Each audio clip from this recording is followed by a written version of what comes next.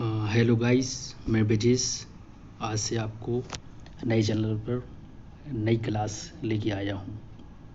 ये नई चैनल है जिसका नाम है ब्रिजेश एजुकेशन हब के नाम से मेरा नया चैनल जो बन गया है।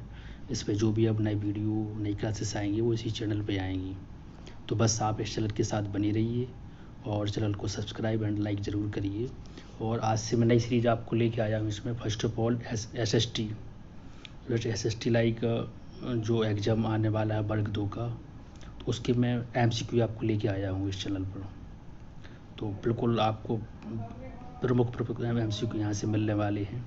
तो SST जो आपको आगे हर एग्ज़ाम में कॉमन रहेंगे, MPPSC वर्ग 2 वर्ग 1 as well as and other exam के लिए भी आपको जो सिमिलरिटी उपयोग में आने वाले हैं। तो बस आप चैनल के साथ बनी रहिए और स्पेशली वर्ग 2 का तो आप बिल्कुल एकदम ही ये समझ जाइए कि यहाँ से आपको प्रमुख क्वेश्चन मिलने वाले हैं, वेरी वेरी इंपॉर्टेंट क्वेश्चन। तो चलो आते हैं अपने टॉपिक पे। और इसमें सबसे बड़ी बात क्या है कि मैं इसमें आपको ज़्यादा डिस्क्राइब नहीं कर पाऊँगा, क्योंकि ये समझो इस चैनल का इस वीडियो का नाम ही रहेगा रैपिड फायर। कम टाइम में आपको ज़्यादा से ज़्यादा क्वेश्चन देना, कम टाइम में आपको ज़्यादा से ज़्यादा MCQ सॉल्व करवाना है। जिस चैनल का इस वीडियो का पर्पज़ रहेगा। तो जितना हो सके 20 मिनट 15 मिनट में आपको ज़्यादा से ज़्यादा क्वेश्चन प्रोवाइड करवाना। तो बच्चा आप चैनल के साथ बनी रहिए और चैनल को जितना ज़्यादा हो सके उतना शेयर करिए। और मैं आपको एक बात तो बताना चाहूँगा, जैसे ही आप वीडियो को ओपन करेंगे तो आप यहाँ से नीचे से जूम कर लेना फुल स्क्रीन पे, जो यहाँ पर बटन रहता है यहाँ से आप इसको, ताकि जैसे मैं यहाँ से रिकॉर्ड कर रहा हूँ ऐसे ही आपको फुल स्क्रीन पे ऐसा वीडियो दिख सके आपको। तो चलो स्टार्ट करते हैं। पहला क्वेश्चन इसमें दिया गया है, कनिष्क के समकालीन कौन थे? तो कनिष्क के समकालीन थे अश्वघोष, नागार्जुन, वसुमित्र। कुछ क्वेश्चन पर मैं टिक लगा दिया है ऑलरेडी, तो आपको ताकि यहाँ से वो स्पीड पकड़ लेंगे अपन, चारों ऑप्शन नहीं पढ़ने पड़ेंगे। कहीं कहीं मैंने टिक नहीं लगाया तो वहाँ से मैं आपको चार ऑप्शन पढ़ के और आफ्टर दैट इसके बाद फिर मैं आपको आंसर बताऊँगा। तो नेक्स्ट क्वेश्चन का क्या है, भारत के किस पड़ोसी देश को अरबों द्वारा सेरेंडिप के रूप में संदर्भित किया गया है? तो इसका ऑप्शन क्या है? जैसे मैं पूरा ऑप्शन दिएगा, नेपाल, पाकिस्तान, म्यांमार और श्रीलंका। तो इसका श्रीलंका है सेरेंडिप के नाम से। अगला क्वेश्चन इसमें दिया गया है, वह मूल्यांकन जो निर्देश की अवधि के दौरान छात्रों की अधिगम प्रक्रिया की निगरानी करने के लिए इस्तेमाल किया जाता है, निम्न में से कौन सा है? तो इसका कौन सा है? इसका आंसर है निर्माणात्मक मूल्यांकन। चार ऑप्शन दिए गए इसमें। अच्छा, ये क्वेश्चन थोड़ी डीपली क्वेश्चन है, आ भी सकता है। पहला ऑप्शन इसमें जैसे योगात्मक मूल्यांकन दिया गया है, नैदानिक मूल्यांकन दिया गया है, नियोजन मूल्यांकन दिया गया है, और जो लास्ट इसका आंसर क्या है, निर्माणात्मक मूल्यांकन दिया गया है। तो जिसका आंसर है, अगला क्वेश्चन पे अपन चलते हैं। BOD बायोकेमिकल ऑक्सीजन डिमांड से आप क्या समझते हो, या इससे क्या अभिप्राय है? तो इसका अभिप्राय है इसमें, मतलब इसका मीन्स क्या है, जैविक अपशिष्ट द्वारा जल प्रदूषण। गाइस मैं ज़्यादा आपको डिटेल में नहीं बता पाऊँगा, क्योंकि वीडियो को मैंने बोल ही दिया कि इसका नाम क्या है, रैपिड फायर। कम टाइम में ज़्यादा से ज़्यादा क्वेश्चन आपको प्रोवाइड करवाना। तो इसका आंसर क्या है, BOD का मतलब होता है, इसका फुल फॉर्म क्या है? फुल फॉर्म आया है एग्जाम में, PPSC में आया है जी। इसका फुल फॉर्म क्या होता है? बायोकेमिकल ऑक्सीजन डिमांड, BOD का। उसका आंसर क्या है? जैविक अपशिष्ट द्वारा जल प्रदूषण। नेक्स्ट क्वेश्चन ऊपर दिया गया, खालिस्तान ने परिभाषित किया कि सामाजिक विज्ञान अधिगम और अध्ययन के वैसे निकायों के रूप में हैं जो शारीरिक और अशारीरिक उत्तेजनाओं की पारस्परिक क्रियाओं को स्वीकृत करते हैं और सामाजिक संबंध बनाते हैं। तो जी किसने कहा है इसके बारे में? तो जी कहा है जेम्स हाई ने। अगला क्वेश्चन कौन सा है, शोध जो अवलोकन और परिमित घटनाओं पर आधारित होता है और सिद्धांत या धारणा के बजाय वास्तविक अनुभव द्वारा ज्ञान प्राप्त करता है, तो क्या कहलाता है जी? अनुभाविक अन्वेषण कहलाता है। वैसे उस पर तो जैसे लाइन पढ़ के भी आपको पता चल रहा होगा। वैसे उन्होंने दिया है कि इसे यहाँ पर लिख दिया है वास्तविक अनुभव द्वारा ज्ञान। तो जहाँ अनुभव मतलब लाइक फीलिंग की बात चल रही है, तो बस उसका आंसर ही वैसे आपको दिख गया है। अगला क्वेश्चन इसमें दिया गया है, सेलिंगमैन के अनुसार नैतिकता और शिक्षा इसमें से शामिल होते हैं। तो इसका आंसर क्या हो सकता है? अर्ध सामाजिक विज्ञान। क्या इसका आंसर है? अर्ध सामाजिक विज्ञान। थोड़ी गाइस यहाँ पर फोटो लेते टाइम थोड़ी यहाँ पर साफ नहीं दिख रहा हो, बट मैं आप पढ़ के बता रहा हूँ आपको, तो आप थोड़ी समझ जाना है, थोड़ी एडजस्ट भी कर लेना प्लीज़ यहाँ से। अगला क्वेश्चन दिया गया है, निम्न में कौन एक नाटक नहीं है? तो निम्न में से कौन यहाँ पर नाटक नहीं है? तो इसमें ऑप्शन में टिक नहीं है, बट मैं आपको बताऊंगा। 4 ऑप्शन इसमें दिए गए, भाष्य द्वारा, प्रतिज्ञा, युगाधारणम, और सेकंड यहाँ पर दिया गया हाल द्वारा, सप्तशती, थर्ड नंबर इसमें दिया गया भावभूति द्वारा, उत्तर रामचरित, और फोर्थ यहाँ पर दिया गया है शूद्रक द्वारा मृच्छकटिकम। तो 4 ऑप्शन में से गाइस क्या हो सकते हैं बताइए आप, पॉज करके थोड़ी इसका आंसर सोचिए, इसका आंसर क्या हो सकता है। तो इसका आंसर यहाँ पर दिया गया हाल द्वारा सप्तशती, जिसका आंसर है, मतलब कौन सा नाटक नहीं है। तो 3 नाटक हैं, जो बी आंसर यहाँ पर दिया गया है हाल द्वारा सप्तशती नाटक यहाँ पर नहीं है। अगला क्वेश्चन दिया गया है, मानक समुद्री स्तर का दाब मिलीबार में क्या होता है? तो इसका होता है 1013.25 मिली बार। अगला क्वेश्चन यहाँ पर दिया गया है, गाइस यदि आपको दिख नहीं रहा हो तो मैं पढ़ के बता रहा हूँ, बस आप सुन लीजिए, इसका आंसर भी बता दूंगा यहाँ पर। तो राष्ट्रीय मानवाधिकार आयोग का गठन कब किया गया था? 1993 में। ये क्वेश्चन तो काफ़ी फेमस है, MPPSC का फेवरेट क्वेश्चन है, कई बार आया भी है। और अगली पढ़िए पे चलते हैं। अगला क्वेश्चन इसमें दिया गया है, सामाजिक विज्ञान को एक मुख्य पाठ्यक्रम का हिस्सा क्यों होना चाहिए? तो गहन शोध को विकसित करने में मदद करता है। मतलब कि सामाजिक विज्ञान को एक मुख्य पाठ्यक्रम का हिस्सा क्यों होना चाहिए? मतलब कि आप जो समझोगे, आपकी डीप थिंकिंग में हेल्प सबसे ज़्यादा कौन करता है, या गहन मतलब जो डीप स्टडी में सबसे ज़्यादा हेल्प कौन करता है डेवलपमेंट में? तो वो सामाजिक विज्ञान करता है, स्टडी करता है, सामाजिक विज्ञान स्टडी करता है सबसे ज़्यादा हेल्प इसमें।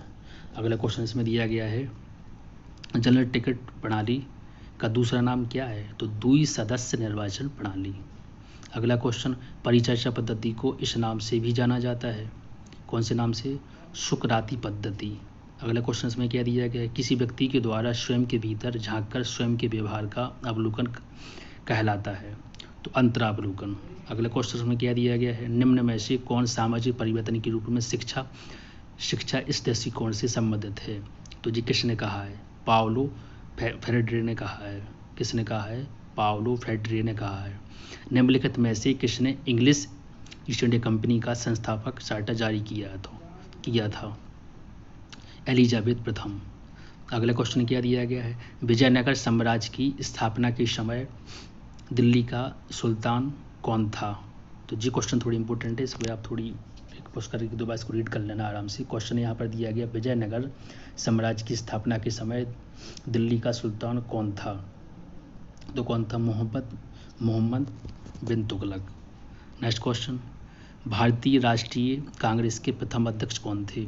तो व्योमेश चंद्र बनर्जी। नेक्स्ट, किसने टिप्पणी की कि हमारी माध्यमिक शिक्षा हमारी शैक्षिक मशीनरी की सबसे कमज़ोर कड़ी है और इसमें तत्काल सुधार की आवश्यकता है? तो ये किसने कहा है? डॉक्टर एस राधाकृष्णन ने। नेक्स्ट क्वेश्चन है, अन्वेषण आधारित अधिगम शिक्षा के किस दर्शन पर आधारित है? तो किस पे? गाइस इसको आप पॉज करके बताइए, इसका टिक भी यहाँ पर नहीं है, मैं थोड़ी आपको बस 30 सेकंड का टाइम दे रहा हूँ। इसका आंसर क्या हो सकता है?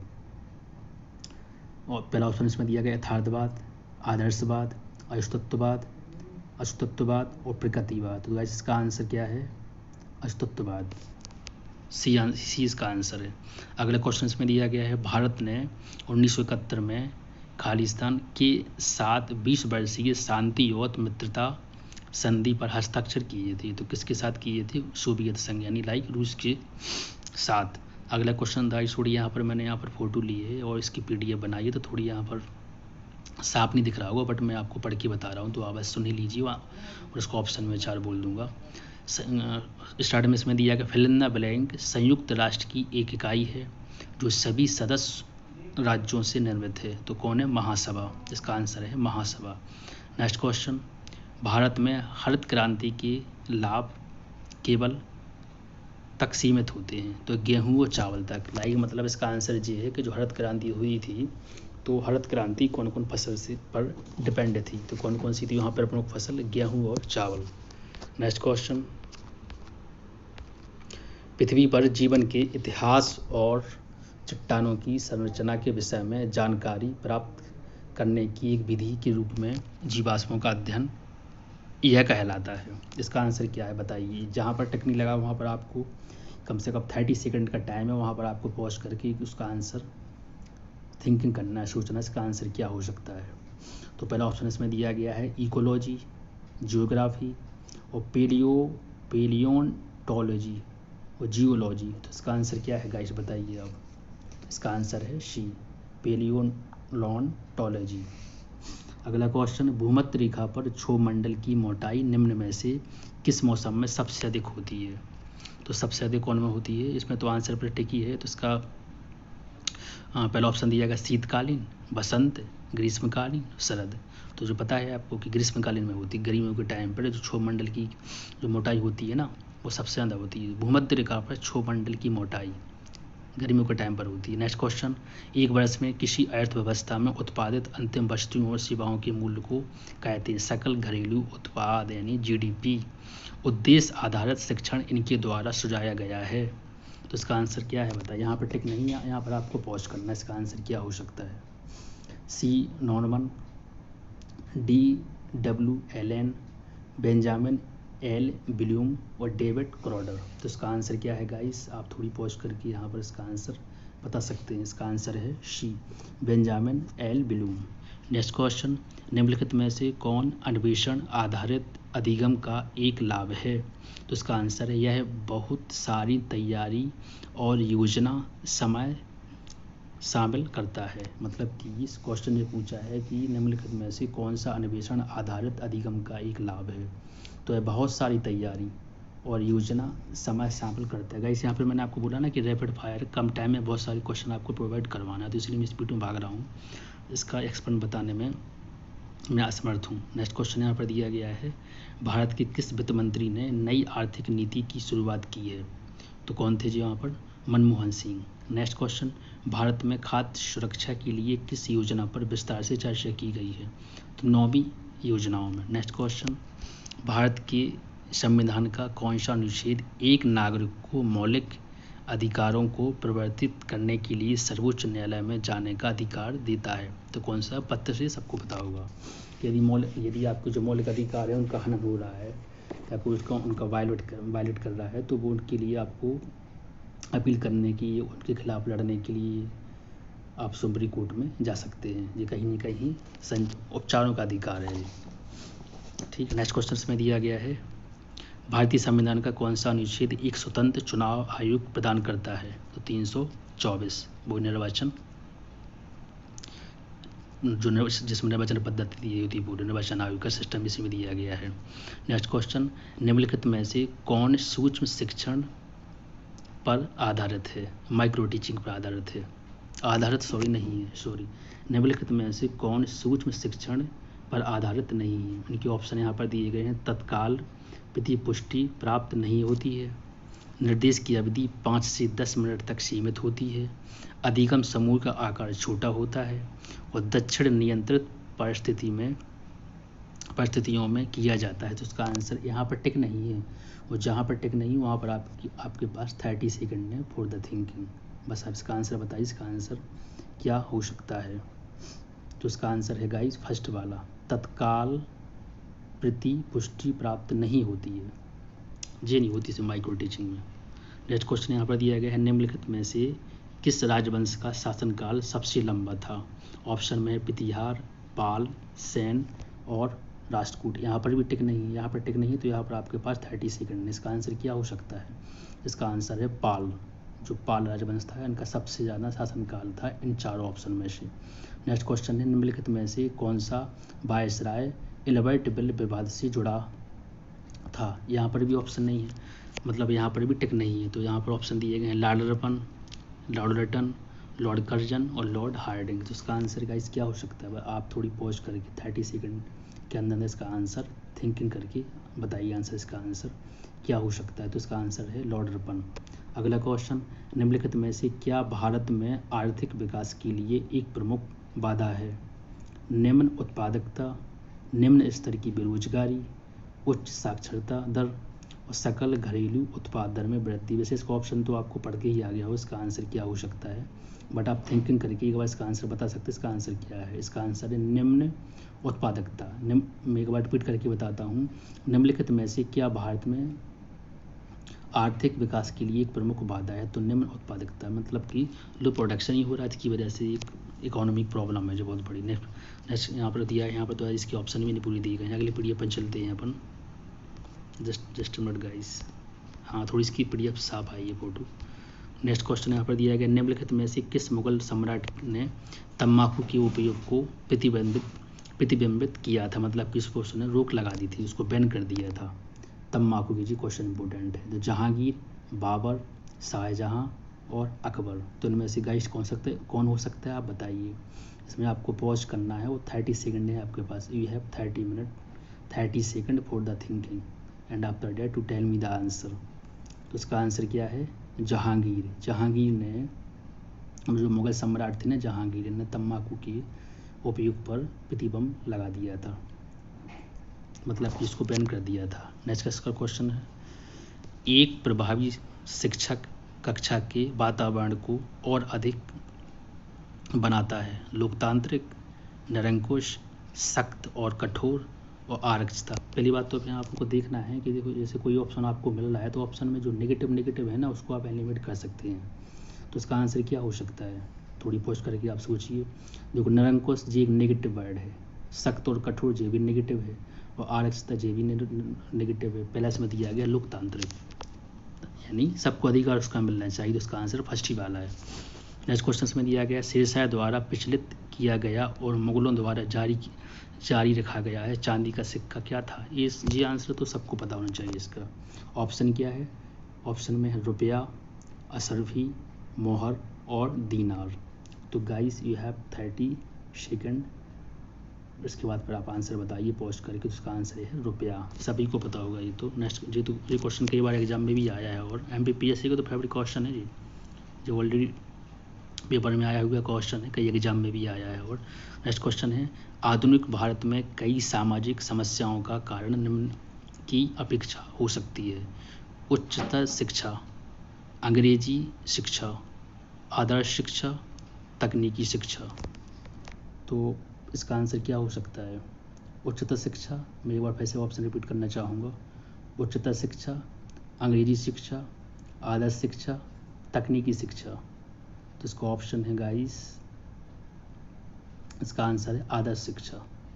नेक्स्ट क्वेश्चन, राज्य सरकार की बर्खास्तगी और राज्य विधानसभा के निलंबन या विघटन की सिफारिश करने की शक्ति किसके पास होती है, मतलब कि राज्य सरकार की बर्खास्ती और राज्य विधानसभा के निलंबन या विघटन की सिफारिश करने की शक्ति किसके पास होती है। ऑप्शन है प्रधानमंत्री, संसद, राज्यपाल और कैबिनेट मंत्री। आई थिंक जो MPPSC की तैयारी कर रहे होंगे स्टूडेंट, हमारे फ्रेंड, इन सबको इसका आंसर पता होगा। इसका आंसर गाइस आप कमेंट बॉक्स में लिखिए, इसका आंसर क्या हो सकता है। इसका आंसर है राज्यपाल। राज्यपाल क्यों, क्योंकि यदि वहाँ पर होता, केंद्र की बात चलती तो राष्ट्रपति, और विधानसभा की बात यहाँ पर कौन है, राज्यपाल।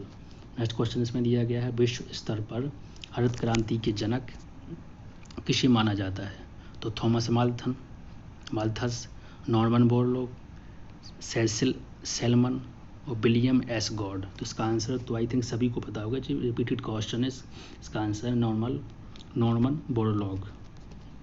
नेक्स्ट क्वेश्चन, भारत में महिला प्रवासन की उच्चतम प्रतिशतता के लिए निम्नलिखित में से कौन सा कारण उत्तरदायी है। तो इसका फर्स्ट ऑप्शन है स्थिरता, बी बेरोजगार, थर्ड विवाह और फोर्थ नंबर का शिक्षा। तो कैसे इसका भी आंसर आई थिंक कहीं ना कहीं ऑप्शन में ही छपा हुआ है। इसका आंसर क्या हो सकता है, आप पॉज करके 30 सेकंड के अंदर पॉज करके थिंकिंग करके इसका आंसर सोचिए, इसका आंसर क्या हो सकता है। इसका आंसर है विवाह।